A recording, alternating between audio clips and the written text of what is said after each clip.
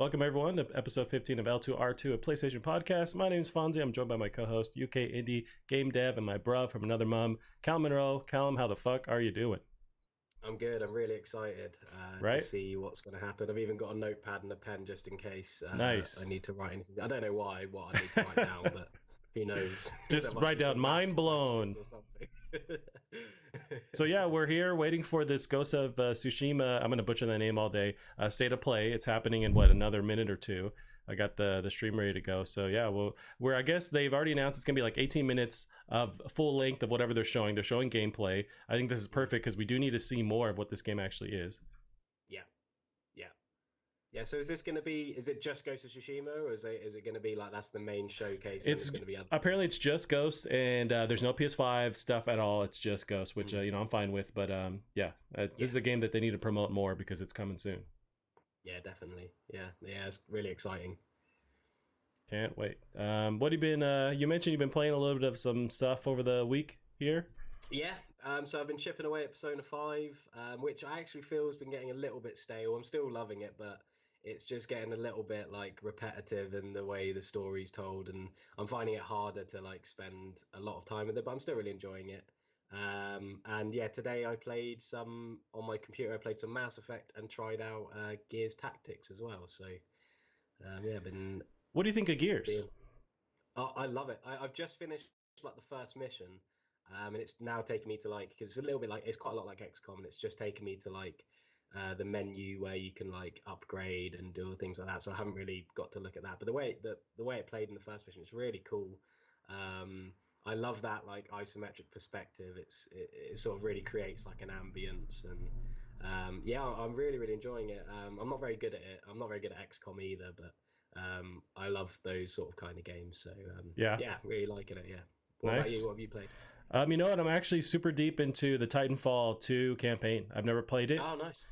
No, I've never played it either. Gotcha. I'm really fucking liking it. I think Yeah. the reason why I was spurred to play it was our stream is starting. But the news last week was some ex devs from Respawn are starting their own studio, and so I've always meant to play Titanfall, and the campaign is just super dope. The level design is pretty nuts. So I'm actually, you've got to try it and let me know what you think, because some of that level design is some of the best I've ever seen. The gunplay is tight, so it's very like Call of Duty-esque with how you're playing, how you're moving, but the levels are just on another level. Yeah, I've heard it's a really impressive campaign. It's definitely, and it's quite short as well, quite manageable. So it's Right. definitely one I'll give a go. I think I forgot it on PS4. I think it was free on Plus at some point. So I think I've got it. You might be right. But I think when I bought it, it was like $5. It was super cheap because it's maybe 3-4 years now. Yeah. Nice, Callum. So we got a minute left. I'm pretty stoked. This is a game that from what we've seen, it's super beautiful. I trust the game mechanics with like the last Sucker Punch games. I want to know how it's going to transcend into this, because it seems not scaled back, but like you're not in an open city. Everything's spread out a bit. Yeah, it's kind of almost, probably not to the same degree, but like the kind of thing like when Gorilla went from Killzone to Horizon, that sort of real jump in style and kind of game. So it'll be interesting to see. It's refreshing to see that these PlayStation studios like Gorilla went from making a game like Killzone to something so different like Horizon. Now you see Sucker Punch going from something like Infamous to something like this. So it kind of gives me hope that after Last of Us 2, that Naughty Dog will, go for something completely different as well. Because, as much as Naughty Dog are amazing, you don't really want to see another post-apocalyptic, moody game from them. And even something that isn't a third-person shooter would be nice as well. Yeah, you'd have to imagine there's some fatigue there at that team. Like they need to work on something happy or something completely different. Yeah. Alrighty, so our stream is starting. It's going to try and be very... it looks like the PlayStation 4. Yeah, some PlayStation 4 love there. Straight into a trailer, looks like. Yeah, they don't normally mess around with these state of plays. Yeah, it's just like thing after thing. Yeah. And I love it. They basically copied the whole Nintendo Directs, and it's just the same formula. Yeah.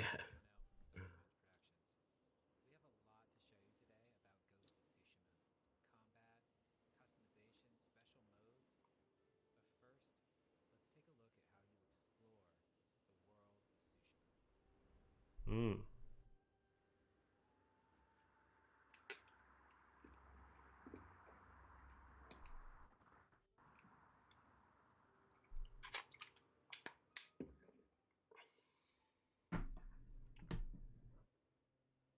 Yeah, some of the grass, the foliage, it's nuts.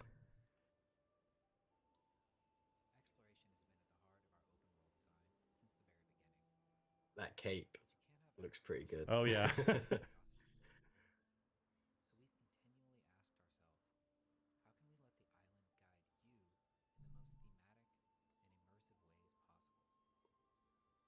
Yeah, I like the idea that there's going to be no markers or anything. Yeah. I know some people are quite down on that, but it's quite nice. I imagine that just something, I suppose. That just adds to the immersion, the fact that you have to physically, look around and use your environment. Use the guiding wind. That's pretty cool. Oh, interesting. It definitely has looked like it's going to be a very like arty sort of stylized game. Oh yeah. I'm terrible at navigation in my own town with like street signs and stuff, so I can't imagine just using the wind. I'm going to be terrible, but still. Well, I used to love it in like, because I love like JRPGs. I used to love it in like the old, really old like Final Fantasy games, like on the SNES and that, where you figured out where to go by exploring and seeing where you couldn't go. Right. Because like at first you won't have like a way to navigate the ocean or rivers or get over mountains, so you're just stuck in this certain area. So you have to explore that area, and then you might find a boat, so then you can explore other areas. And I quite like that. It's sort of, it kind of tells you where to go without telling you, which I imagine is what they're trying to achieve with this in a way. Yeah. Yeah, it's not the same setting at all, but like I get the same kind of vibes with something like Zelda with the last one, with its open world. You're using your horse and you're really just, you can go anywhere, decide how you want to tackle the world, but just completely different setting for sure. But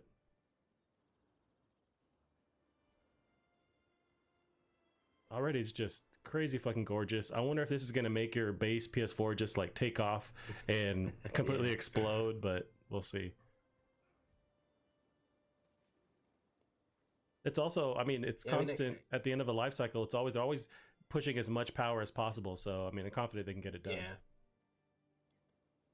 Yeah, I think it's quite, in a way, it seems quite like foggy, sort of even if you look off like the trees to the left. So I don't know whether they, again, because it's so stylized, they've got these like methods to try and mask certain things. Right, help with the loading.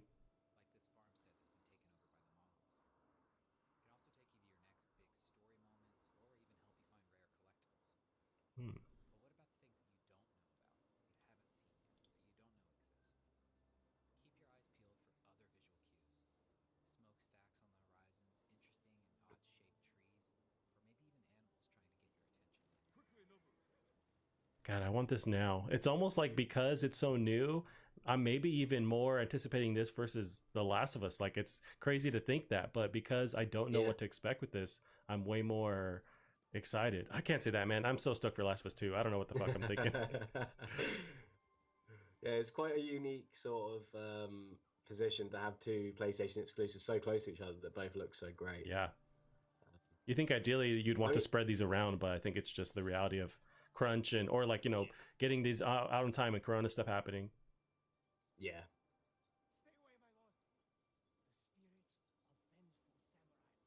I like the Red Dead kind of looks like you can, join different missions by just the people you interact with. Mm-hmm. Did he grab something there like to build with?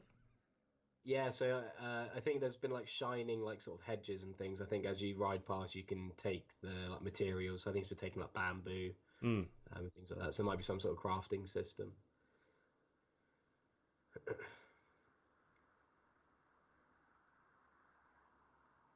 It reminds me, the HUD really reminds me of something. I don't know what it is. I don't know whether it's from a game that I've forgotten it had that HUD, but I've definitely seen it before, like something similar. I don't know whether it is Horizon. I don't know whether it has a similar kind. Oh, it might be Days Gone actually. Oh, okay. The way sort of he interacts with certain things and picks things up, and I think that whole like white sort of just the white on the HUD. I think that's quite Days Gone-esque as well. So what is he gonna do to this fox? What is he? Okay, he was just praying, and there happened to be a fox there. Yeah, gotcha. I think the fox led him to the shrine. Oh, I didn't catch it. Even the way cool. The way the kind of disclaimer or the text fades away, it's pretty dope. Yeah.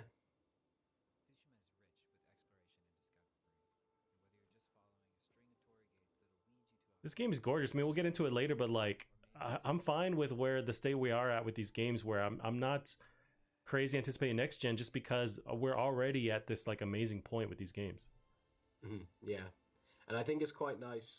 I think I've said before that because obviously this is clearly open world. The thing I don't like about open world games is when it like you're playing it and you're just like barraged with like markers on your map and like it means that every time you go into your main quest you're like you're planning your route to try and get as many side quests in as possible, and it just like takes you away from the story.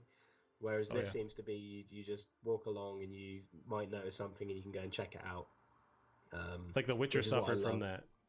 Yes, yeah, that's why I never got into The Witcher, just because it was so many. It's basically like a big checklist. Right. Whereas games like Oblivion, which is like one of my favorite RPGs, you'd be like walking along and you'd see something happening, and then that's it. You're off on a little side thing. Yep. So I see some combat now. Oh, he's got some proper samurai armor. Yeah, I want to rock this outfit in everyday life. I don't know how I can get away with it.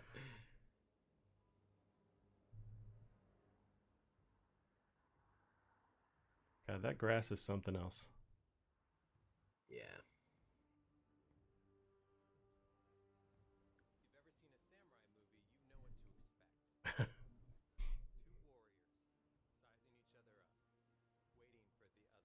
God, one-on-one samurai battles, it sounds fucking awesome. Mm-hmm.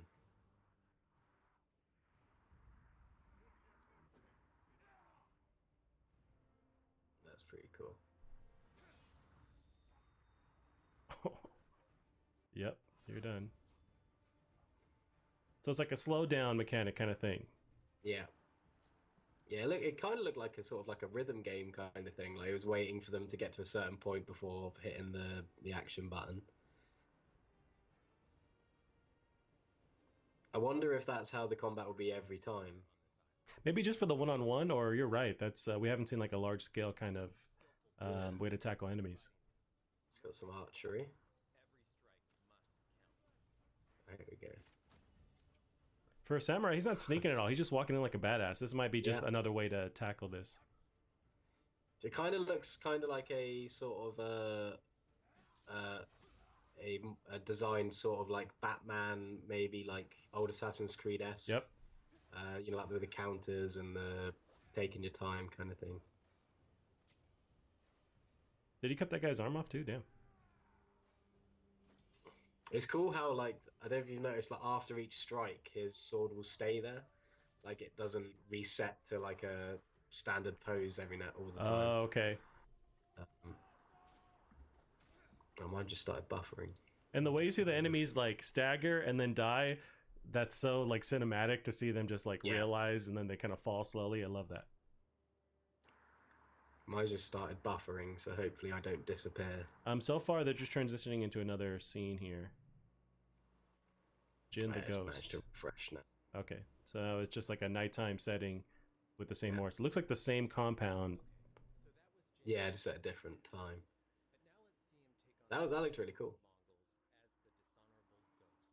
Oh, okay, so it's like different loadouts. Yeah.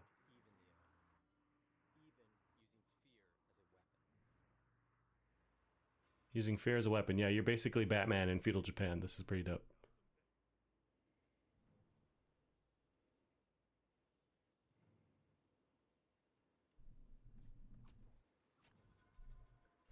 God, so brutal. Yeah, that's cool. It looks really cool. Yeah. That samurai combat looked awesome. Mm-hmm. And I want them to kind of really scale it to where it's like more personal interactions, and I think it makes those fight scenes more tense. Yeah. Like you're not just hacking and slashing. You really have to think about how you're tackling these enemies. It's quite interesting because I mean, if you look at, I mean, I know that this is a showcase of a PlayStation exclusive. It's very different, but if you look at sort of like this, the quality in this compared to what was shown at the Inside Xbox and like next gen right thing, like and again, I know it's kind of different qualities to compare, but I mean, I think this looks far better than AC Valhalla, and that was supposedly a next gen gameplay video. That's the benefit of I imagine developing for one architecture, one structure. Sure. You know what your limitations are, and you can use them to your advantage. Yeah.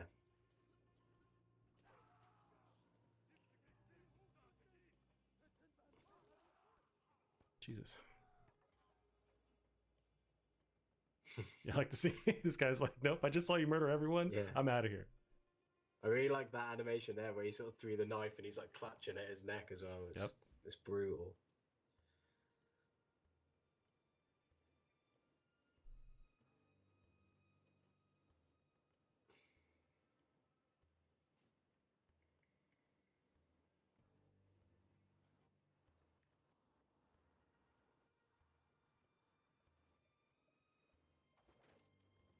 Okay. I always like every time I play a game and you like look out over like the next section, you just see loads of patrolling enemies. It always like makes me really tired. I'm like, oh, these guys. Like, all right. This is what I've got to do now. The HUD is so limited. Some of those interactions don't show up until you're like mid jump. I wonder if that might be an issue, or you just become more comfortable with what you can interact with. Yeah. Hopefully, it will just feel so fluid. Right. Like it's kind of like if I remember when Dying Light first came out. I remember watching gameplay and I was like, how on earth are you meant to like be able to free run? Like, how do you know what to do? And I played it and it was just like so easy. They kind of slowly build all these mechanics where you know what you can mess with. Yeah, these are the sort of takedown animations are pretty brutal. And this looks like, you know, this because you know when you watch like the Watch Dogs E3 thing and it seems I can't imagine this is going to be dumbed down. Right. This looks like how it will be because in a way you can see like minor imperfections. I mean, it looks amazing, but you can see like the minor imperfections that would otherwise probably be ironed out if it was a, you know, like an E3 showcase that would end up changing. Yeah, you're totally right. I'm hopeful this is so close to the final build. If not the final build, you'd have to imagine. Yeah. I can't see there being any downgrades from this. Was that car zipping by? Is that from the game or is that from your background? Yeah, we live near quite a big road and people like to race now, it sounds like. I thought maybe there's a Gran Turismo crossover somehow in this. Or... God, that'd be a way of announcing it, wouldn't it? Yeah, so those charms were to do with that shrine he saw. So when he prayed at that shrine, it said one of three will unlock a charm or whatever. So perhaps that's one way of getting them. I see. It looks really cool, and I think I said before, but like that, where the menu there with that just white and really simple color scheme, it really reminds me of the Three Kingdoms Total War. The sort of art style they use for that, which is amazing, and I'm really glad they've sort of adopted that same sort of like paintbrush sort of you know, simple colors. It looks really nice. I was gonna say, if this game doesn't have a photo mode when it launches, I'm gonna ride in the streets like those dudes protesting lockdown with my AK. It's like, we need photo mode day one. Do you know, I've never used photo mode in any game. What? I've never tried it. Jesus, man. Never tried it. Well, I understand that, like, I debate it because it takes you out of the game, but a game like this, so beautiful like this, maybe after you've completed it, then you go back and do that, but... Yeah. God damn. That's pretty cool. Yeah, I think it's really cool. I think photo mode's awesome. I've just never... I've never really been interested in, like, photography as a whole, like... Gotcha. It's just one of those things I've never really thought I'm like very good at, so I've never even bothered trying it. Yeah, true.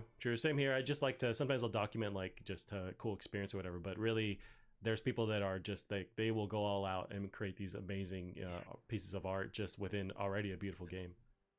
I see it on like PlayStation's Instagram, like when they share like the photo of the week or whatever, and just some of them look amazing. Yeah. It also shows me they're just like confident in their engine. Every time a photo mode is there, they're like, hey, you know what? Move the camera as much as you want. Have fun, because we're confident we've completely, there's no seams that are visible. It's like that shows me, okay, they're confident in what they're doing. Yeah. On the dev side.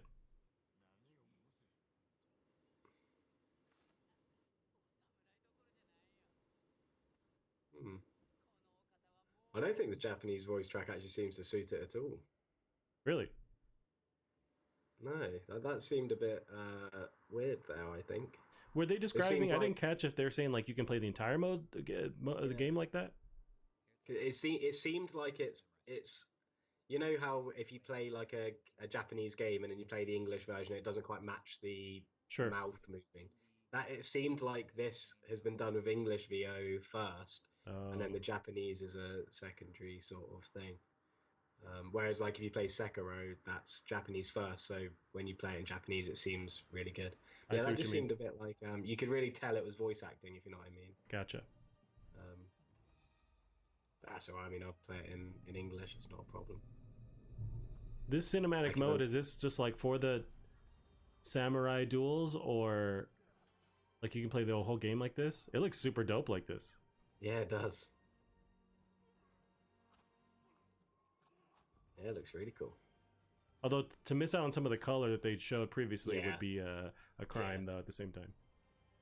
Yeah, I think this is definitely like I'll just try this out for a little bit kind of thing. Yeah, it looks really cool. It's a cool addition. Makes me want to watch old samurai movies now. Right?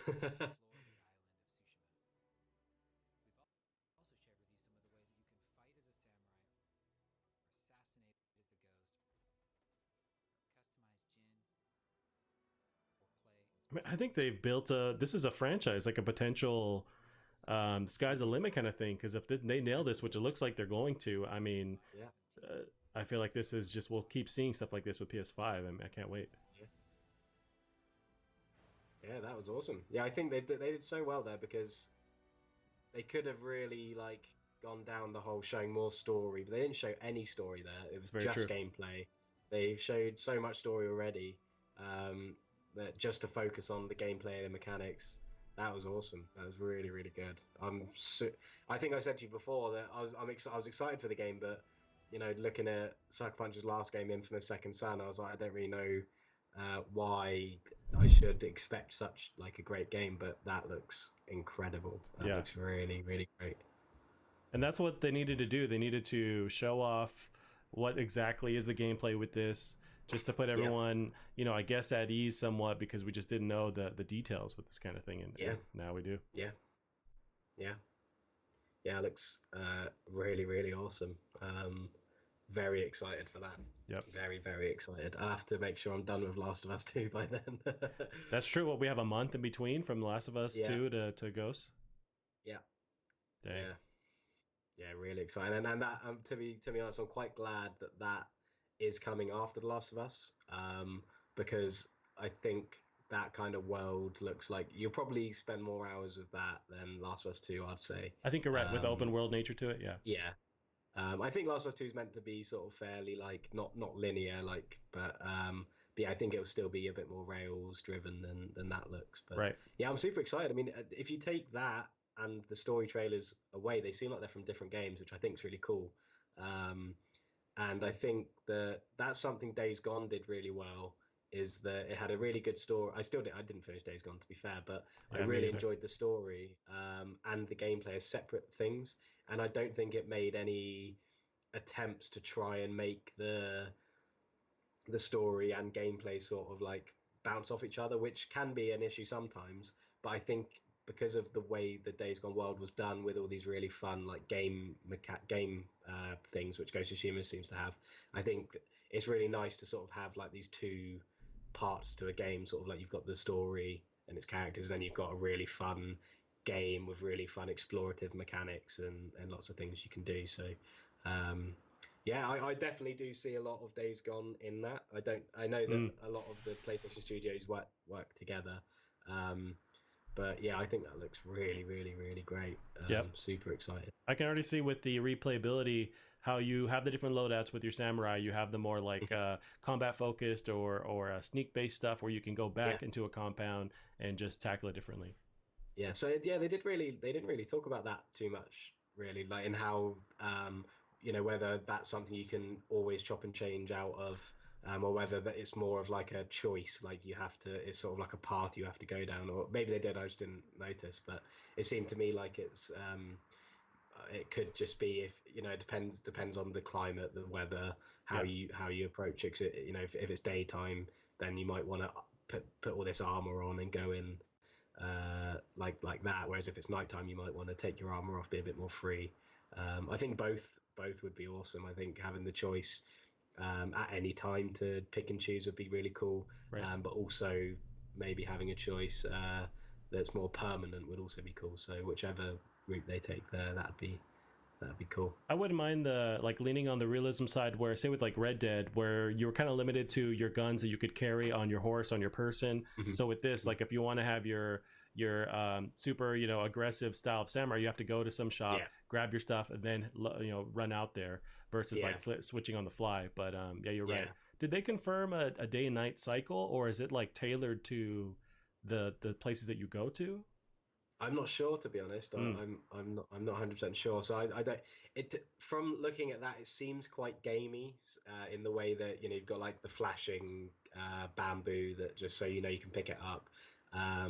So I think if I was to guess, I'd imagine that you can probably like choose what the time of day is, rather than there being. And then like you're saying with the like whether it's going to take like a Red Dead approach with sort of carrying and realism, I don't. Just from the way I saw him like pick up the bamboo, and it'd be like bamboo times 4, and pick up the linen. I think it looks to me like it's trying to be a game first, and especially with all the customization that you see at the end, where he's got all like the different coloured cloaks and hats and things. I think maybe it'll be a lot more gamey, which I think's really cool, because as much as Red Dead 2 is supposedly like one of the best technical games, I think it's hard.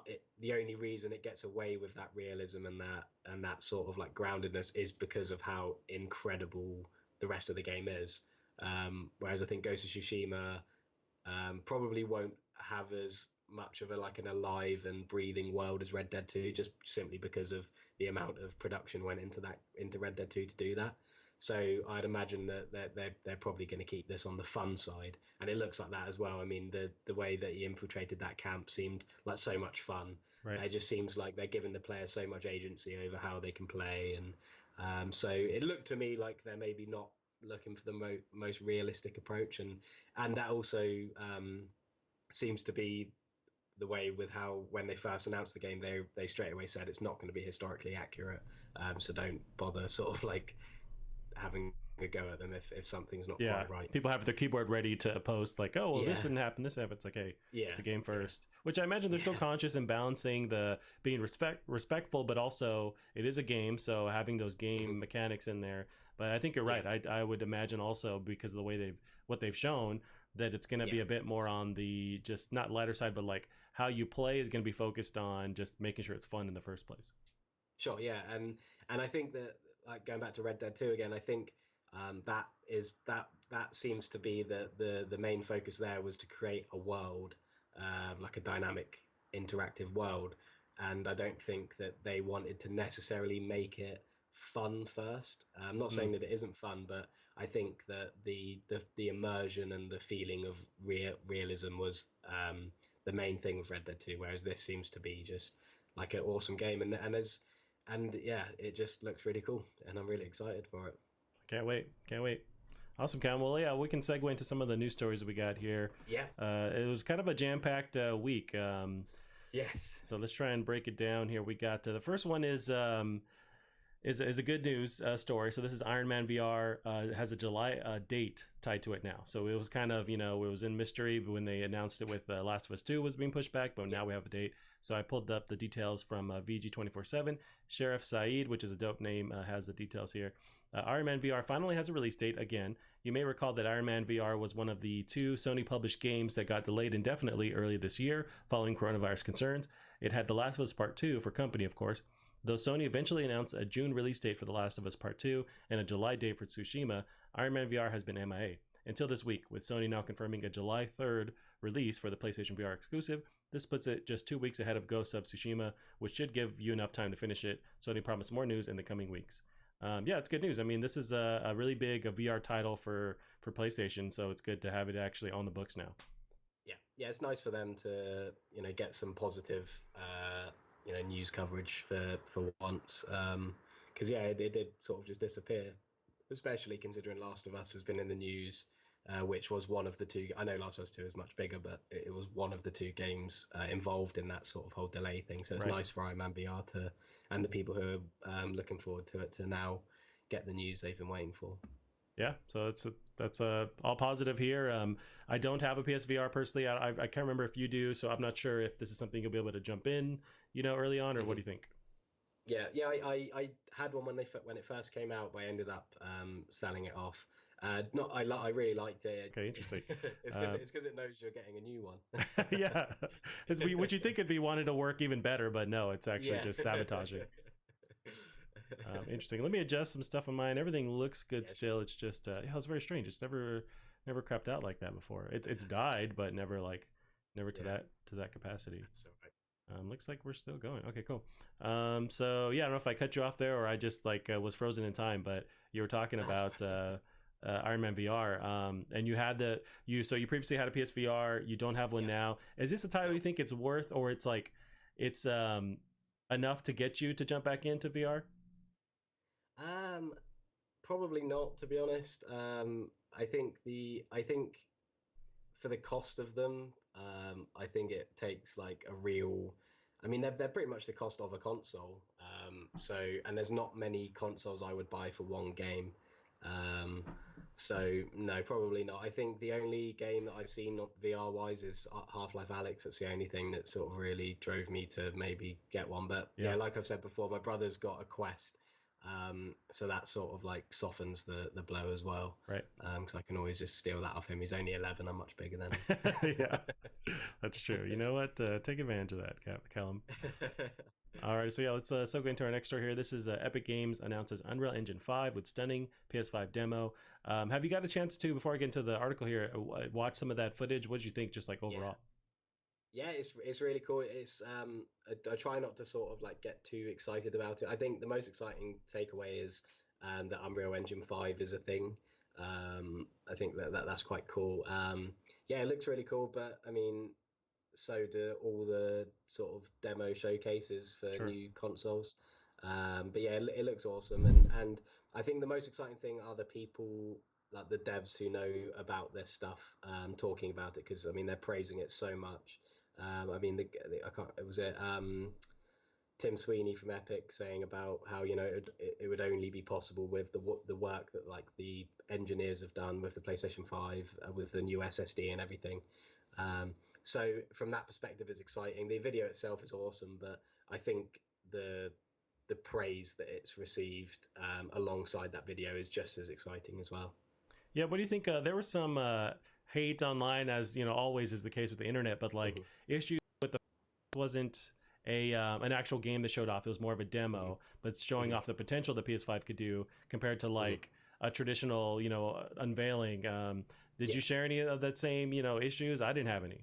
Not really. I think this was more just a sort of wrong place, wrong time kind of thing, if that makes sense, in the way that every single time an engine gets a big update, they have a amazing thing. Like Unity, for example, when that had its most recent update, it released this insane sort of animation that was made in Unity, and it always says that running in real time on Unity, and I think it just says this is obviously Unreal Engine 5 showing off its new engine, and it's running on a PlayStation 5. Right. So I don't think it was to show what a PlayStation 5 could do. It was just using a PlayStation 5 to show off this new engine. And then you've got people like Tim Sweeney saying, who's obviously the CEO of Epic, who make Unreal Engine. He's just praising the PlayStation 5, and that's all there is, I think. I don't think this was to be like, look at this game demo on the PlayStation 5. It was more like, look at what Unreal Engine 5 can do, and it's running on the PlayStation 5. So I think it's fair enough, you know, if people look at it from that perspective. But you know, if you look at every other engine, even like Blender, like the 3D modeling software, every time there's a big update, they want to show off what it can do, and they'll always be using something to run it. Right. And it just so happens that Unreal Engine's using PlayStation 5 to show it off. And then Tim Sweeney made some really nice comments about the console. So yeah, I don't think it was intended to be showing a game. I think it was just showing what Unreal Engine 5 is capable of on next-gen hardware. Yeah, I was reading this was intended to, with the original plans was when E3 before it was canceled, this was going to be a playable demo at E3 to once again show off that this is, you know, an engine demo, but it was going to be playable. Yeah, no, I mean, it's awesome to me to see that even though this is just a concept and this is really to show off the power of the engine, it makes me even more excited for PS5 for next gen, because the engine looks absolutely beautiful. I know they've said that they aren't really intending on this thing being like usable, or you won't see a game that uses this until like 2021. I want to say they were predicting. Now that's just like for mainstream, but maybe there's already teams that are allowed to use this, and this could be like a early next gen game, but they're trying to keep those expectations in check a little bit.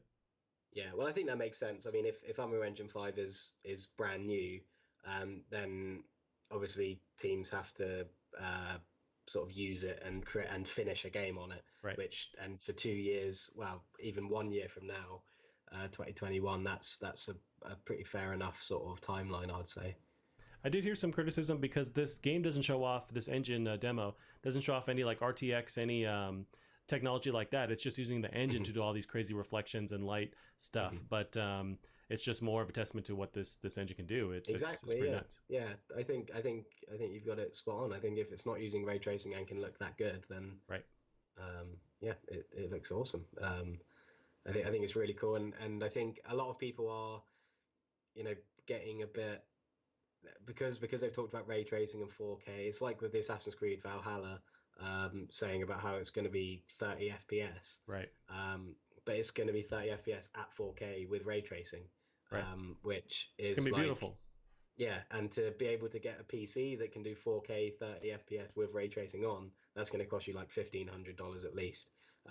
So for people who are like getting annoyed about that, it's like that's not the standard. Like 60 FPS 4K with ray tracing is not the standard at all at the moment. Yeah. It's even rare in the PC community. So, so yeah, I think people are just sort of hearing all these cool things and expecting them in everything, and it's just like it's not how it works really. Yeah, it's very strange, but also the whole like 60 versus 30 frame per second thing. This demo running, I think it's running at 30. It looks gorgeous. All the Naughty Dog stuff is running at 30. Besides like The Last of Us 2 when it came, or The Last of Us when it came onto PS4, they had that like 60 frame upgrade. But you can still make games. They even look like more cinematic, because like there's just like different flavors. Sometimes it works for a different game versus like something like Call of Duty that has to be 60 frames per second. So I don't agree that every game has to hit that benchmark if it's not the best for that experience. Yeah, and it's just numbers. It's like with the whole teraflops thing, right? Whatever the fuck those are. Yeah, exactly. I mean, if you're an avid PC gamer, you play all your games at 60 frames a second, then you will notice the drop to 30. But like you said, games that are made with 30 in mind will look good at 30 FPS. Right. So yeah, I don't think it's as big a deal as people make it out to be. I think it's just people being spoiled and just having crazy expectations. And going back to when I started Gears Tactics, I capped it at 60 frames a second because my monitor can't show any more than that. And the cutscenes are capped at 30. You can set it to unlimited, but the highest you can set it to capped is 30 FPS because, like you said, more cinematic moments. Right. It's sometimes nicer to have it at a lower frame rate. And so yeah, I don't think it's as big a deal as people make it out to be. It's just the toxic PC community trying to sort of feel better about spending thousands and thousands of dollars on their PCs. Yeah, no, they're still toxic console fanboys for sure. Still too, like they still are like, hey, our consoles have to be 60 frames per second in this next gen stuff. It's like, all right, man, but not all games need to run that way, or it's just like it's complicated. And console players don't have any right to that anyway, because they've barely seen 60 FPS running, so they don't even know what what they're missing, really. You mentioned it's a numbers thing, so people see the on the box kind of details, and they go, oh, okay, it's got to look like this and play like this. It's like, come on. And I think that's what's happened with this demo. I mean, they've seen running on PlayStation 5. They've seen ray tracing mentioned before. I think I saw it was at 1440p as well, and so people saying it's not a 4K, that it's just ridiculous. Right. I mean, I've seen games at 4K. I've played games at 60 frames a second, and I'm still blown away by the games I play on PlayStation 4 at 1080p at 30 frames a second. So it is definitely a numbers thing, and it's definitely like a mental thing, and you just need to sort of appreciate what you're playing, really. Right. Well, yeah, we'll segue out of that one, Callum. We basically hit all the details there, so we'll leave that. I'm very excited, and I mean, this shows off. You're right that it's not meant to show off PlayStation 5 like power. At the same time, I'm excited that this is possible, going into next gen, because and it's funny, like watching that trailer, that gameplay, that concept there. It's like games already look so great, so beautiful. We just watched Ghost of Tsushima. That's where we are now. So it's like, I thought maybe I don't need to see this, next gen, but really next gen looks even more dope. It's like we keep pushing the boundary, and I don't feel like it's possible, but somehow we end up being blown away again. Yeah, exactly. Yeah, I think people are just too strung up on seeing these numbers, and it's just it just all goes back to that weird toxicity that people have towards opposing things. Right. Yep. Alrighty, Callum. So we got this next thing was pretty cool as far as like once again touching on visually stunning stuff. So this is Mafia screenshots show gorgeous remake of first game, release date listed. This is GameSpot has the details here. Michael Higham has the details. On May 13th, 2K Games teased Mafia Trilogy and stated that the bigger reveal is set for May 19th. The short teaser video featured voices from the three main characters in the series and in-game footage of Vito Scaletta and Lincoln Clay from Mafia 2 and 3, respectively. But what about the original game? Well, screenshots have appeared on the Microsoft Store for what's called Mafia Definitive Edition, and it looks to be a full-on remake. There's also an apparent release date listed August 27th through 28th this year. Yeah, so I have the screenshots here pulled up. It's just pretty mind-blowing how this game is shaping up to be. Yeah, it looks really cool. Are you a fan of the series? I'm not, but I'm not opposed to like jumping in if it looks like this. I've never been not like I'm not a fan. It's just something about maybe the story or the setting never appeals to me. But seeing this makes me think about giving it another shot. Yeah, I think that's exactly how I feel. I mean, I played a little bit of Mafia 2 back on PlayStation 3. I think it was like one of the really early PlayStation Plus games on PS3.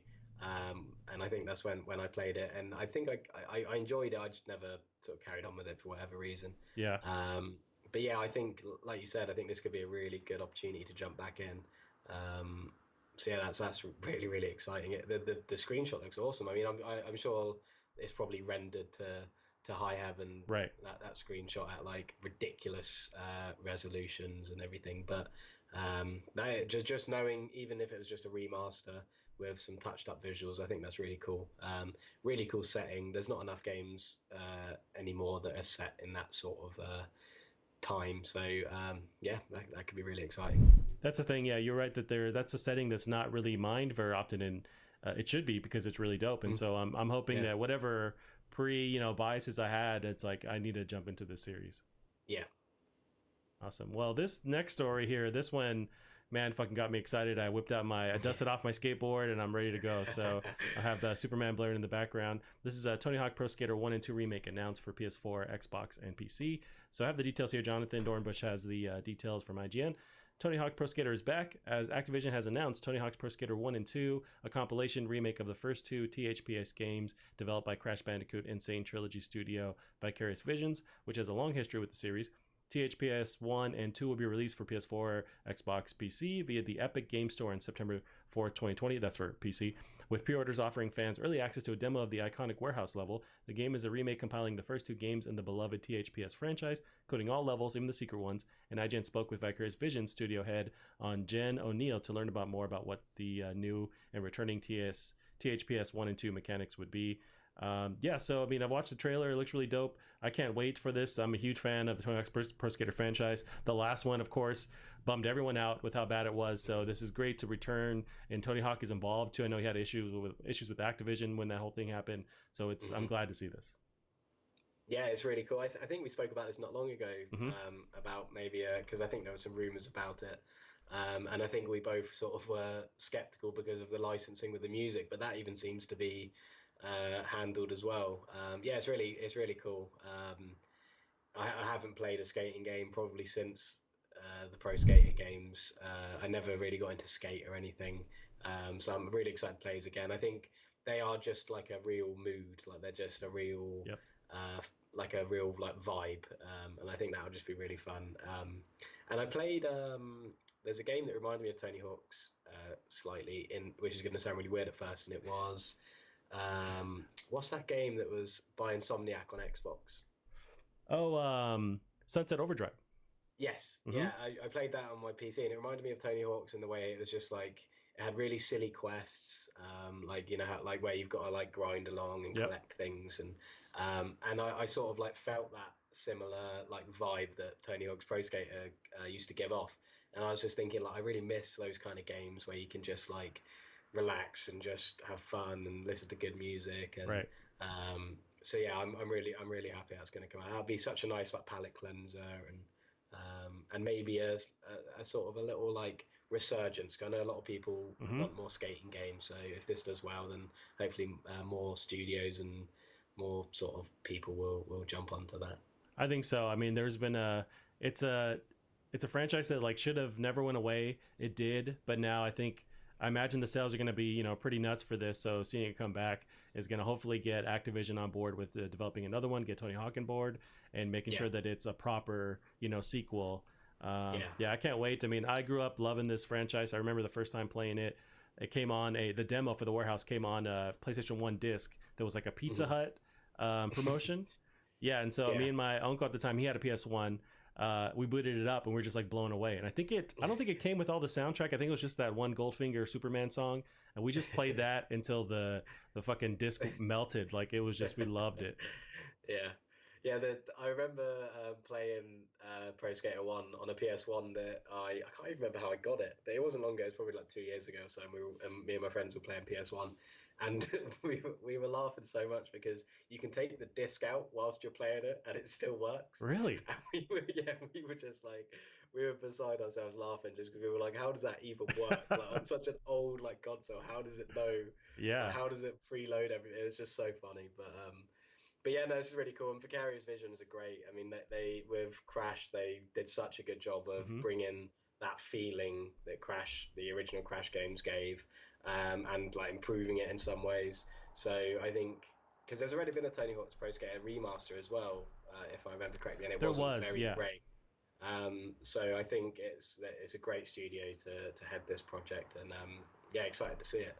Yeah, you're right. And that was my first question. Once I heard that this was happening, I was like, okay, who is doing it? And with Vicarious, you trust them. They've done the Crash Bandicoot reboot, the Spyro one, so they know what they're doing. So, I mean, I'm super excited. They're getting most of the music. That's my next question. Okay, what about the music? Most of it's there. Of course, they can't get all of it because that's the reality. But yeah, man, I can't wait. This can't come soon enough. It's September 4th is when it's coming out. So to be fair, it's quite soon, considering it's only just been announced. But I mean, then again, it's not like it's a huge game for the fans, obviously, but it's probably not going to be like a huge game in that respect. So yeah, it's really cool. It looks lovely as well. It looks really nice. I'm hoping that there's going to be like, was it Pro Skater 2 which had Spider-Man in it? Yeah, so it had Spider-Man. You could unlock. There's that one cop you can unlock and other like secret characters, and they kept doing that with the other ones. You can get Wolverine at one point, Darth Maul. Like it got pretty nuts. Yeah, so I wonder how they'll approach that. That'd be quite fun to see. Maybe like a PlayStation exclusive. You can get Spider-Man, something like that. Because obviously with the game. Yep, and like the updated Spider-Man with like his newer suit. Yeah. Yeah.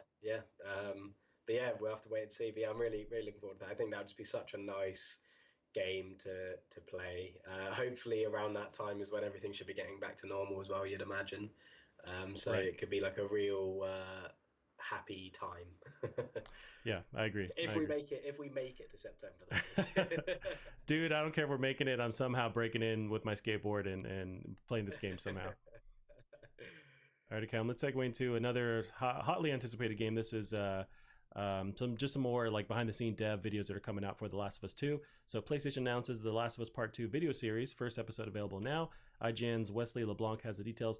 PlayStation has announced a new Last of Us Part 2 video series, and the first episode is available now. With little less than a month to go until Last of Us Part 2 is out in the wild, PlayStation announced this new series in a blog post today on May 13th with plans for a new episode to be released every Wednesday for the next 3 weeks. The series will cover different aspects of the game, including its story, gameplay, and more. Last of Us Part 2 is by far the largest and most ambitious game we've ever made, and there will be so much for you to dig into when it arrives on June 19th. Naughty Dog Senior Communications Manager Scott Lowe said in the blog post, leading up to the launch, we're releasing a brand new series of videos breaking down key aspects of the game. Lowe said each video will feature interviews with members of the Naughty Dog team to discuss design, technology, and many of the ideas that helped shape the game over its 6-year-long period of development. The first episode, which is available now, is titled Inside the Story and dives into the core themes being explored in the story, including a look at Ellie and Joel's life in Jackson County, Wyoming. Callum, how do you feel about this? I feel like as long as they stay away from story stuff, then this is fine. This is a cool thing to explore. Mm-hmm. I don't like it. I don't like the fact that they're doing this so soon. It seems like something that should come after the game's out. They've already released a story trailer not long ago. They've already had leaks. I just don't think it's necessary. I don't think they need to do this. And again, I think it'd be awesome to have this if this happened after the game to try and like keep some, interest in it and just like I'm sure they'll do it behind the scenes of the game like they did with their last 2 games. Yeah. But yeah, I definitely won't be watching them. I'll be staying away. I've already seen plenty. To sort of get me interested and so some more races. But yeah, so yeah, I won't be watching any of them. You're totally right that they don't really need this. I mean, I'm such a person trying to stay away from story spoilers rather that I don't think I need this, for me. Maybe it's to sell more copies for people who are on the fence. I mean, if you're on the fence for The Last of Us, I don't know what the fuck to tell you. Like, so I don't really know. You're right. Who's this for? But yeah, I mean, just to stay away from spoilers, I definitely won't be watching either, but I guess it's cool to have this. But you're right, after the fact, once you finish the game, you can then go into the behind the scenes stuff. Yeah, and I think having like a real deep look into the aspects of the game, like it sounds like they're going to be looking at like the game mechanics and things. That's again something I want to see for myself, right, like when I play it. Right. I think that in a way is an even worse spoiler than the story, because the story is going to be so deep. It's going to be hard to spoil anyway, but like with game mechanics, I really want to find out how the game has evolved, new things they've added. Whilst I'm playing it, I don't want to know in detail and broken down how the game's going to play, what they've added. Right.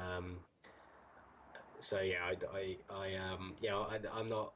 I mean, some people obviously don't mind or like to see these kind of things. Like for example, Ghost of Tsushima, I really enjoyed watching that breakdown of the gameplay. But for something like Last of Us Part 2, I've seen plenty to keep me excited. Right. No, you're very right on this. And with Ghosts of Tsushima, it's like they needed to show something because we didn't know very much, and it's a new property. With Last of Us, you definitely want to keep this. I mean, it's going to exist on the internet on YouTube. You can watch afterwards. We'll just stay away from it, basically.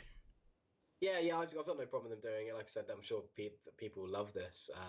But yeah, I don't like it. I won't be watching it. Gotcha. That's fair. Yeah. Alrighty, Callum, our next story here is about the PS5 SSD. PS5 SSD is far ahead of high-end PCs, Epic CEO says. So we kind of touched on this. We're talking about some of that UE5 demo. So Matt Kim's IGN has the details. Today, Epic Games reveals its next-gen game engine, Unreal Engine 5. To showcase the power of its new engine, Epic revealed a brand new, fully playable tech demo, which we just watched or talked about. IGN asked what advancements are in the PS5 that allows for Unreal Engine 5 to function at this high of a level on the console. Epic founder and CEO Tim Sweeney explained that it was the system storage advancements Sony hardware architect Mark Cerny revealed earlier this year that makes the next-gen Sony console powerhouse. I think it's, first of all, Sony has a massive increase in graphics performance compared to previous generations. But I guess we get that every generation, Sweeney joked. But Sony's made another breakthrough that in many ways is more fundamental, which is a multi-order magnitude increase in storage bandwidth and reduction in storage latency. As revealed back in March in a digital deep dive on the PS5, hosted by Sony architect Mark Cerny, Sony revealed its custom solid-state drive that targets at least 5 gigabyte per second in terms of bandwidth. That's compared to the 50 to 100 megabits capable on the current PS4 hard drives. The PS5 puts a vast amount of flash memory very, very close to the processor, says Sweeney, so much that it really fundamentally changes the trade-off the games can make and stream in.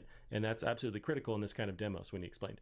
This is not just a whole lot of polygons of memory, it's also a lot of polygons being loaded every frame as you walk around through the environment, and this sort of detail you don't see in the world would absolutely not be possible in any scale without these breakthroughs that Sony has made. So yeah, it's just more info on how monumental this change in these new SSDs is going to be for next gen. Yeah, it's really, really cool.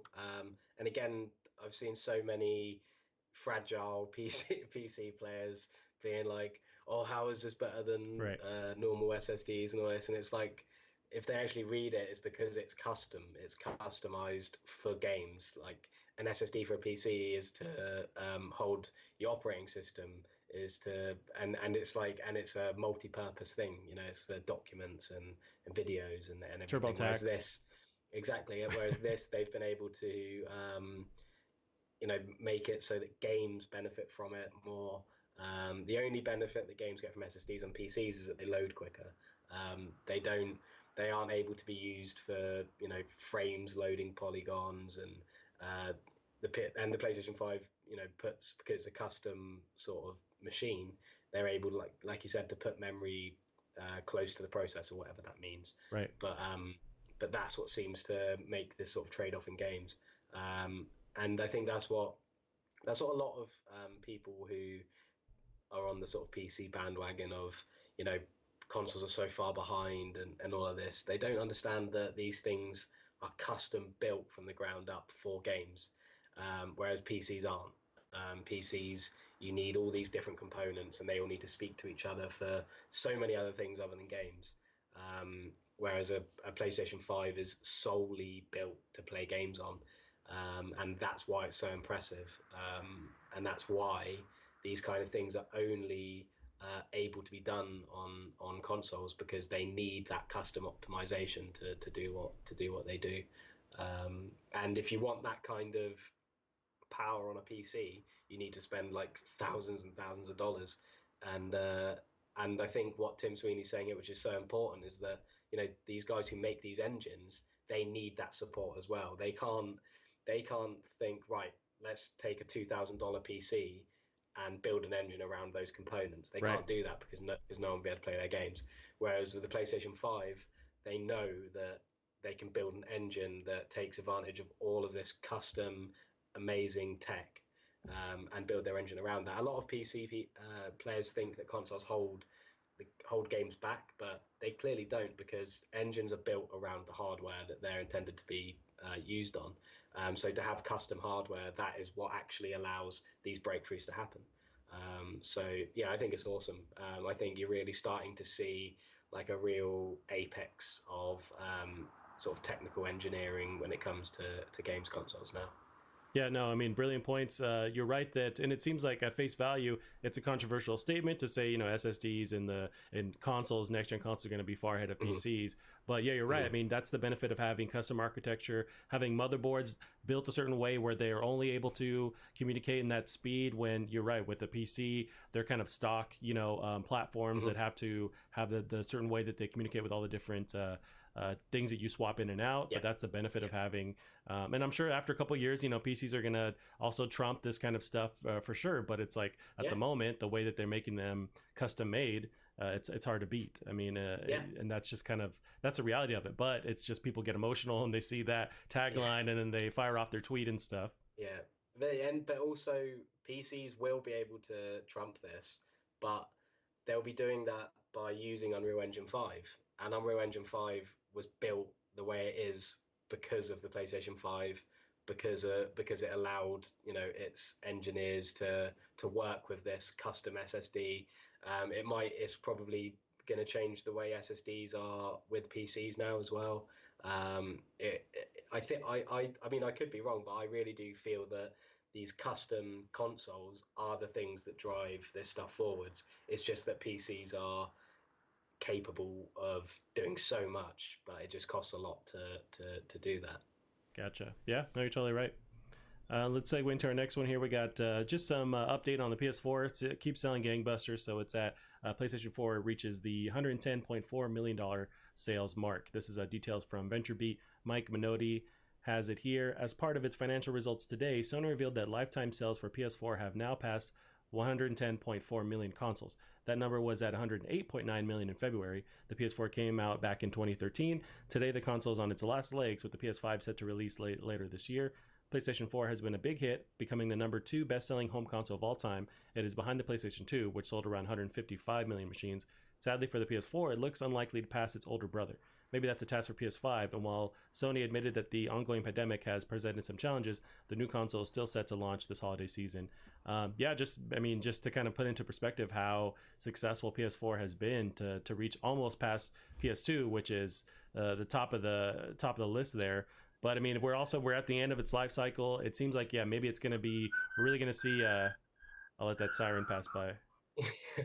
We're really going to see it like taper off because, I mean, we're gearing towards next gen. Everyone basically and their mom already has a PS4, so I don't know how many more they're going to keep selling.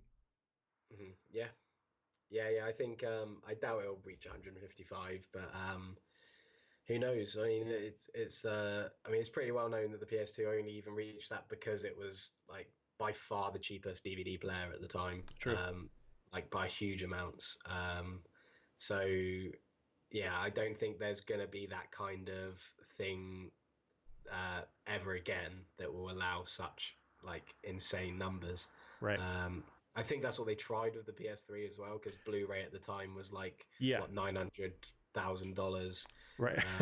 But that meant the PS3 was traditionally, or notoriously higher priced console, exactly, so it was a hard kind of gamble. Yeah, exactly. So I think they were just trying to mimic the success of what came before, and it failed it failed miserably at first, and then managed to pick itself up. But so I think 110 million in today's climate without that being like a thing is insane. It's such a amazing benchmark. I can't imagine the PlayStation 5 selling or beating that, because I think Xbox have been coming out swinging a bit better this time. So I think the numbers will probably be slightly more even. I still think PlayStation will probably outsell just because of the sheer like volume of PlayStation 4s compared to Xboxes, that I think people, like myself, if the PlayStation 5 was like 10 times worse than the Xbox, I'd still get the PlayStation just because I'm so involved in that ecosystem. We were talking earlier about how much I love trophies, right? And the meta game that comes with that ecosystem. And I think that the percentage of people like that alone will probably ensure that the PlayStation 5 will still come out on top in sales. But yeah, I think it'll definitely be closer. So I don't think that they'll probably get to the amount they've sold now, because I think that is testament down to how amazing the PS4's been with its amazing library of games, but also how poor Xbox started, and they didn't really do the PlayStation 3 where they managed to rally around. I mean, they definitely have rallied around now, but I think it's far too late. Right. No, you're totally right. They did with Game Pass. And aside from their hardware sales, it's like having that is really a game changer for them and kind of bringing them back to life. But no, you're totally right. I mean, I think it's seeing that sales of 110 million. It puts into perspective our transition into next gen with the fact that there's so many consoles. Developers are going to make sure that their game is still on current gen because that's where the money is. So I think we're going to see longer legs for PS4 going into PS5 because that's where you want your game to be, so that it actually has the potential to sell. So I think you're even if you have a PS4, if you bought it today, you're going to be safe knowing that because there's so many consoles there, those devs are going to want to make sure that their game has a presence there. Maybe it's stripped down, it's not as next gen, but it's still there in some capacity. Yeah, well, I think it was the same with the PS2. I mean, when the 360 came out in 2005, 2006, there were like multi-platform games, PS2 and 360. I remember having a PS2 up to the PS3, and my brothers had a 360, so they were still sort of fairly neck and neck at first, with obvious advantages to the Xbox. But even like God of War 2 came out on the PS2 I'm pretty sure after the PlayStation 3 came out. Jak 3 was very, very close as well. So yeah, and I think you're right. I think the amount it's sold, the amount of players there's going to be on those consoles, the longer devs are going to support it. Because I'm pretty sure I mean, PS3 was supported for a while as well, but so many people just went straight to PS4. I mean, it was quite affordable at the time. Right. You know, £350 in the UK, or 349 in the UK it came out at, and I remember at the time thinking. I mean, I at the time I lived at home and was working full time, so you bought two of them just because you could. But yeah, it was a good price, and I think the PS5 is going to be a different story. I think the PS4 is, like you said, sold so many. There's going to be so many people on it who don't want to move off of it yet, and they don't really need to. And the PS5 is probably going to be, I reckon, about $500-$600. So it's going to be a bit more of a step up in price as well. Right. Yeah, I think 500 is a safe bet, considering the amount of tech we're going to know it's going to have to be in there. Yeah, I think 500 is safe. Yeah. Awesome. Yeah, I mean, I know some of there's data already out there, like there's facts that we might have even talked about in the past, but for PS2, it was still supported with like games like FIFA and other sports games till PS4's life cycle. I want to say like the first 1 or 2 years of PS4, there were still sports games that were on PS2. So like they kept. I'd love to see like the statistics of how many people bought those games. I bet it's like huge numbers. But yeah, and I mean, I was talking to, I've got a few sort of indie dev friends who live, one of them lives in Malaysia and one of them lives in the Philippines. And they both, their most recent console is the PS2. They still haven't got the PlayStation 3 or a PlayStation 4, just because they said it can be quite hard to get hold of them. And but yeah, so there's definitely a lot that we don't see and that we aren't really acclimatized to. Yeah, I think you're definitely right. I think the amount of PlayStation 4s sold will influence studios and maybe restrict their games slightly in a way. For a little bit, and then we'll be off to the races, I'm sure, after a couple of years. Yeah. And I'm sure the PlayStation exclusives will be very quickly shifted over as quickly as possible. Right. Well, if it's stuff like Ghost of Tsushima, which we just saw, it's like, bring it on. I'm fine with being with current gen for a while because these games still look beautiful. They're going to be stuck between a bit of a rock and a hard place though, because they want people to buy the PlayStation 5, but they also want to make money. So like they're going to have a real decision to make to sort of forecast, right, how many PlayStation 5s do you think this game will sell if it's exclusive to it, versus how much money do you think we'll get in revenue if we also put it on the PS4. So it's going to be really interesting, especially from Sony's first parties, to see how they approach that. Although that's an interesting point, just the fact that they're going to want to make sure they have a presence on PS4, but with the whole change in architecture with these super fast SSDs, is it going to be hard for them to go back and almost develop two games with the fact that they can load so much faster on PS5, but they're stuck with, the old hard drives and architecture with PS4? I wonder if that's going to complicate things. Yeah, because it's going to seem so like old and prehistoric to them as soon as they start developing, as soon as they get a taste of what they can achieve. If they're developing exclusively for PS5, it's going to be really hard to then reverse engineer that and sort of restrict it to PlayStation 4 as well. Yep. Interesting. Well, we'll see. Our next story here is more PS5 stuff, so we'll get into that. So this is more rumors on when we're actually going to see, because that's the thing. We talk all day about PS5. We still haven't seen the fucking box. We don't know a price. We still haven't locked down an actual date. But it's nonetheless, kind of becoming kind of like kind of attractive in a way. Like they're really sort of like teasing us, and it's sort of like I've stopped sort of being annoyed, and I'm now like really like drooling at the mouth to sort of see this thing. So I don't know whether this is going to be like a stroke of genius, or whether I'm going to wake up tomorrow and be annoyed again. No, I think that's a point I've had for a while now too. It's that because they've withdrawn all the information, and they've been withholding, rather, it's like they're now increasing that hype. Hopefully they don't blow it, but it's like I'll read online, we talk about like following different things on Twitter where it's just like general gaming conversations. It's always like, oh, we haven't seen anything from PS5 and Xbox is going to win, blah blah blah. But it's like really they're now creating so much hype. Anything they show, people are thirsty for it. So it's like they've kind of, whether they've done it on purpose or not, they've expertly crafted this hype machine, and so now they just have to deliver. But it's like everyone's hungrily waiting for what they show. Yeah, I mean, it could be that they just understand how volatile the gaming community is. Sure. I mean, they've been hit by it hard before. Because I mean, you look at it now. I mean, what, a week ago, 2 weeks ago, it was everybody in Xbox's camp. Or well, I don't say everybody, but the vocal minority of people on the internet being loud were Right. in Xbox's camp. Um, and now it's completely swung the other way because you've had this Inside Xbox event, which people were really unimpressed with. Yep. Which I actually thought was quite good, but the majority of people seem to be unimpressed with it. And now this Ghost of Tsushima thing, and I just had a quick look on Twitter, and people were like going mad about it. I'm sure. It's now swung the complete other way, and so people are now forgetting all of these sort of things they were annoyed about. Right. And so so it could just be a stroke of masterclass from PlayStation, really, because I mean they got that. I think that's where we've all been confused as well, because we've all been like, they must have such clever marketing teams. Why aren't they doing this? Why aren't they doing this? And now we're sat here after seeing Ghost of Tsushima, kind of like, oh, I don't even care that I haven't seen it. Right. It's kind of like mysterious and sexy in a way. Mm-hmm. Yeah, I hear you. So eventually we are going to see it, and so this is our next story, is just more rumors about when we're going to actually see some PS5 details. Yeah. So this is on Forbes. Paul Tassi has the details. Here's when we'll see Sony's PS5 reveal event, here's when Sony's PS5 reveal event will probably be. Two different industry sources are saying roughly the same thing about when Sony's doing its next, presumably large PS5 event. VentureBeat's Jeff Grubb says the event will be June 4th. Bloomberg's Jason Schreier, previously of Kotaku, has said a more general window from early to mid-June. But the point is, somewhere around a month from now, Sony has left far more mystery in place about the PS5 and its upcoming launch, and we've seen than we've seen from Microsoft to date. While not terribly important in the grand scheme of things, we still not have seen the actual box design of the unit, only the controller. We also really don't know what games are launching with PS5, other than a few third-party titles like Assassin's Creed Valhalla.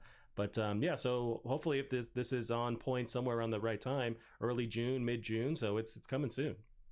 Yeah, I want to say, now this might be a little bit of a conspiracy, but I want to say that the way Sony or PlayStation handled Last of Us and the PS4, the first Last of Us and the PS4, was that, if I'm correct, they either announced the PS4 or had a big showcase for the PS4, and then 2 weeks later Last of Us came out, or a week later Last of Us came out. So it was like that month everything was PlayStation.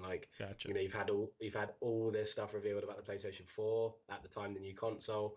The Last of Us has just come out and is breaking records everywhere. So it just gave PlayStation this huge boost going into the PS4, which could, I mean, we don't know, that could have a huge thing to do with why it sold so well. Because I'm pretty sure it was E3 where they had all these reveals for the PlayStation 4, showed it off and everything. Yeah. And then Last of Us came out literally the weekend afterwards. So whether or not, because it definitely has, I mean, we were just saying about maybe Sony have been masterclassing this the whole time, but it has definitely seemed like Sony have been holding off showing off their PS5 for a long time. And it could be to do with the fact they've been waiting to pair it with The Last of Us 2's release, the same way they did with the first game. Sure. Because if they show it off June the 4th, what's that, 10 or 2 weeks later? I think 19th is, Last of Us 2. Yeah. So Last of Us 2 comes out, so that would be the same sort of tactic, to just have everybody talking about PlayStation properties, everyone talking about, have you seen the new PS5, what it looks like, when it's coming out, you can pre-order it now. Have you played Last of Us 2? It's it's all this and that. So maybe that's to do with why they've been holding off. They've been waiting to know when The Last of Us 2 is definitely coming, right? And then they're going to reveal it, because that's exactly what they did with the PS4. So that's just my little conspiracy. That's a great that's a good connecting of the dots, and I think it's a great idea, because you're going to own a good month basically, or a solid 2 weeks. If you pair it, first week is PS5, the next week is Last of Us 2 chatter, and then it's you own that entire landscape with PlayStation. And like I said, it's exactly what they did with the PS4. I don't know exactly what it was they did, but I just because I remember it stuck with me for ages that they did that, and I just always have thought it's such a clever thing to do, is to it's kind of like a 1-2 punch. They've been waiting for so long to do anything. They've just been waiting, and then that 1-2 punch would be PS5 reveal, Last of Us 2's out, and people are playing it. It's I think it could definitely be to do with that, and obviously it's only PlayStation that and like the higher ups who know when Last of Us 2 would definitely be coming out. So they would always be able to, push off the reveal for the PS5 to that date anyway. So it could be why, because I mean, a lot of people have been saying that it seems weird. It seems as though they were meant to reveal it now. They were meant to reveal it then. They haven't for some reason, but they were also meant to release Last of Us 2. So it could be that they're trying to sort of time those together. Yeah. No, it's a great point. And either way, I mean, I'm hoping then that all leads to June is going to be a smorgasbord of PS, news in general. Yeah. I can't fucking wait. Yeah. June would be great if that happens, because I mean that would mean we'd have a PS5 reveal, we'd have Last of Us 2, and then next month we'd have Ghost of Tsushima.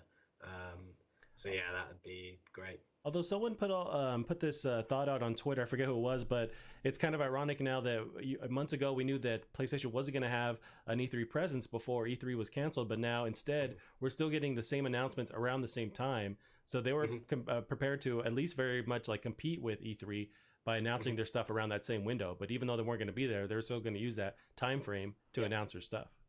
Yeah, it could be to do with that. But I think the main reason I sort of think it's to coincide with Last of Us 2 is because there's been so many things saying that PlayStation 5 were meant to show it off. They've delayed it, or they've delayed sort of the reveal. They were meant to do it now. They were meant to do it at this point, because I'm sure there was even like things saying back in like February they were meant to reveal it or something like that. And so I think it's definitely interesting that they're looking like they're going to reveal it around E3 time. But I personally think that's probably coincidental, because if anything, because of what's happened with the pandemic, and if anything that people are saying about them delaying it is to go by, then I think they probably would have announced it before then anyway. True.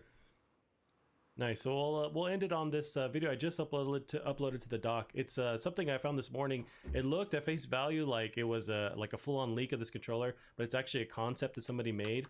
But it's pretty dope. I want to get your take on it. So I sent you it's a tweet. Oh yeah, I saw this. Okay, yeah, gotcha. Yeah, I really liked it. I'm not too keen on the controller thing. It's a bit like the Wii U, but the UI on the screen is awesome. Like the way it sort of like slides across. Yep. Is really, really cool. Although someone brought up, if this was a reality, like the battery life would be half an hour, because it's like the screen, brightness, and like the fact the controller like is a convertible and pops to the side with all those other options. Like this thing would last 5 minutes, but it's a cool idea. Yeah, but who is this guy? I mean, he's got like a McLaren in his living room. You're right. I didn't notice that before. I was hypnotized by the PS5. Yeah.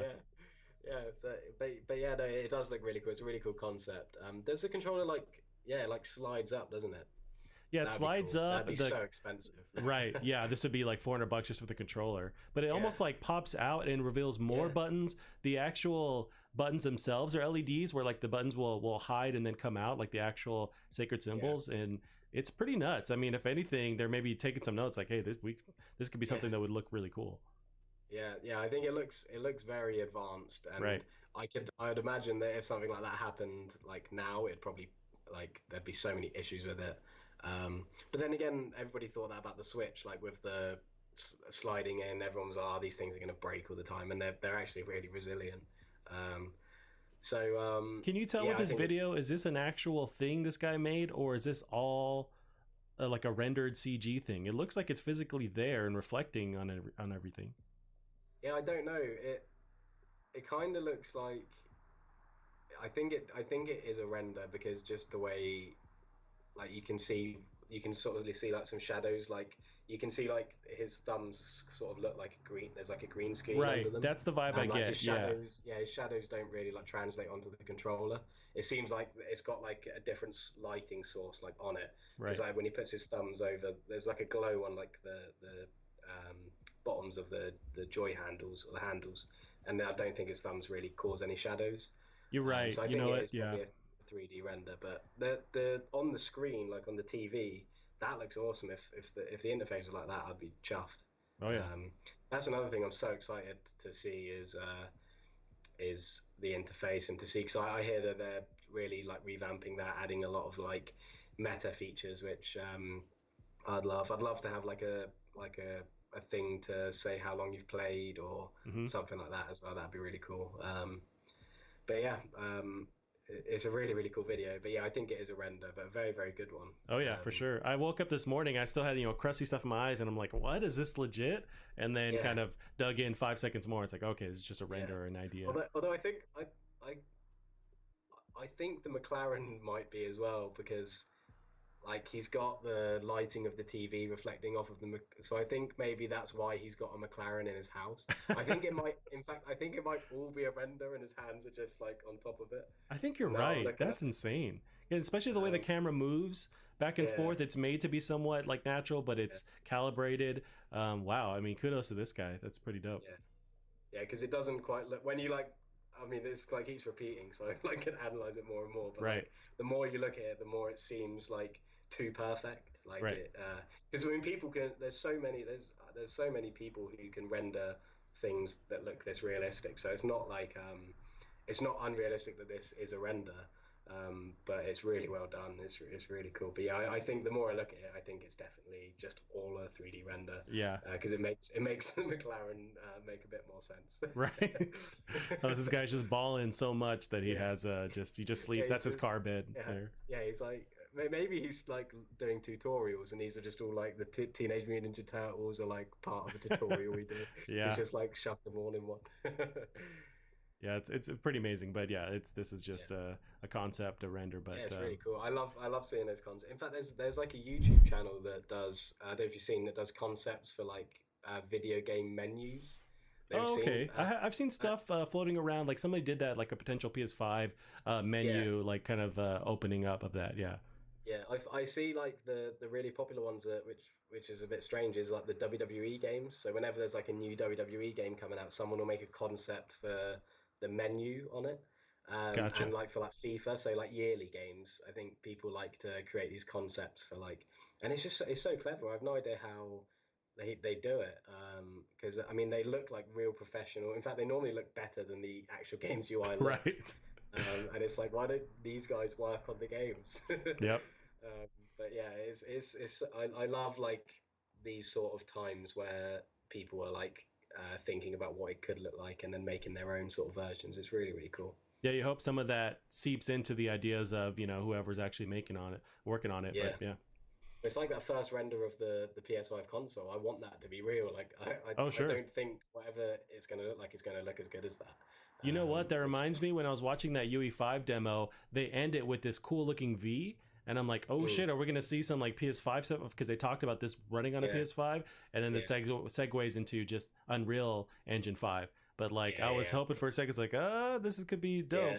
But yeah. Yeah, see that like makes my like heart skip a beat sometimes. Is like when people mention the V, I just remember the dev kit, and I'm like, oh no, they wouldn't.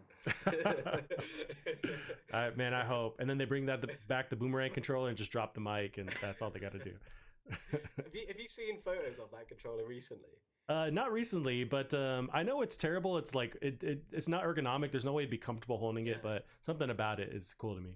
I remember seeing it like back then, because I vividly remember before the PS3 was announced. And I was really young, but I remember all the concepts then coming out, like the boomerang thing, and all of that. And at the time, I thought it's awesome. I thought it looks so futuristic. If you look at it now, it looks so shoddy and like so. Because it was an actual like concept from PlayStation, wasn't it? It was actually what. Yeah, they showed it off. Yeah, it was like at a E3 or some kind of place like that. Yeah, and the same way if you look at a DualShock 3 now, if you just like look at like the plastic and how it's been made, it looks so shoddy. Then the boomerang controller like looks just so awful. Right. Like, I just can't believe I thought it looked so futuristic at the time. it just looked. It ends up looking like some kind of like Mad Catz third party like actual. Yeah, it looks controller. like it would just like. You can just tell that those buttons would just get stuck all the time, and the analog sticks are like tiny. Yeah, it's such an awful controller.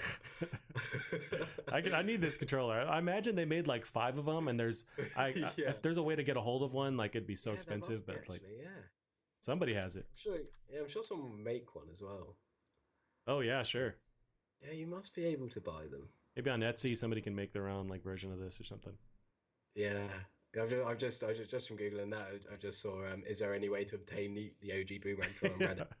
And so someone said that no, it was only a concept and never sold. Oh, there must be one floating around somewhere though. There's got to be. That one in that picture has to be. I mean, it has to exist somewhere. Yeah, I'm it's hoping. Probably at Mark Cerny's house. Right. As he's talking to his cardboard cutouts in the corner, he's just holding that controller. Yeah. It probably doesn't even function. Yeah, I'm sure it's just like they just made the housing for it. Yeah, and the buttons. Yeah. Awesome, Callan. Well, we'll end it there, man. Where can they find you online if you want to plug some of the stuff you've been working on too? Oh yeah, quite a lot actually. I've been keeping busy over this period. So Bear Monroe's my Twitter. That's where I sort of post if anything's going on. But I'm making a digital comic for mobile phones, which is under development now. You can follow updates from that on my Twitter or at Caturn_games, which is my game studio Twitter page. So you can see updates for that. I try and upload sort of like daily, at least something, sort of some. It's weird. I don't want to upload too much to like sort of like spoil it all, but yeah. So that's going really well. I'm hoping to have that released this year. And I've also been doing some videos just as like a little hobby thing. And I think I changed the name of my channel today to WallyWee, which is like my handle I use on most things. Yeah, I forget to ask you, what is that a reference to? It was like my nickname when I was a kid. I think it was like Callie, because my name's Callum. It was like Callie WallyWee or something like that. And just ever since like. That's some very British stuff there, if anything I've ever heard. Yeah. But ever since I've like chosen usernames, like I never get called it anymore, obviously, but I've always had it as like my handle online, so it's just easy to. But for some reason, my Twitter's Bear Monroe, which I don't really understand my thought process there. You made it, man. Yeah. I don't know what to tell you. yeah, I don't remember. But yeah, my YouTube channel is WallyWee, and yeah, I'm trying to just have some fun with that whilst I've got the time. And yep. So keeping busy. Yeah, got lots on. But yeah, if you want to check it out, then be my guest. Nice. All righty, we'll end it there, Calum. You can find us on Twitter as well, Plastic Heart Pod. That's it for us this week. We'll see you guys next week. Bye. See you later. That was good. Yeah, there's a lot going on. Pretty dope. Yeah, somehow.